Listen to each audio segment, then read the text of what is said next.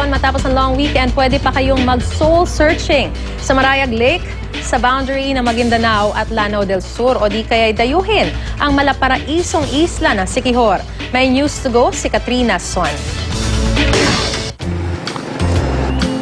Ngayong tag-init, hindi lang naman mga beach ang pwedeng pasyalan para sa inyong summer gimmick. Kung trip magpakalayo-layo para sa inyong soul searching, perfect destination ang Marayag Lake sa boundary ng Maguindanao at Lanao del Sur. Taliwas sa kilalang imahe ng Maguindanao na magulo at kuta ng mga rebelde. Isang payapang kapaligiran ang aakit sa iyo sa lawa ng Marayag.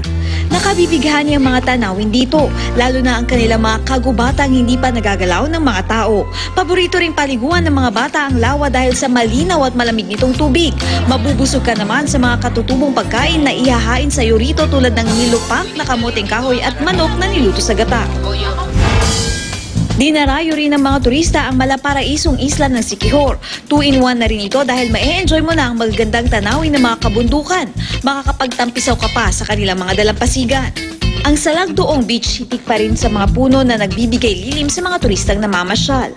Bukod sa paglalakad sa gilid ng beach, pwede ring mamangka kasama ng buong pamilya o barkada.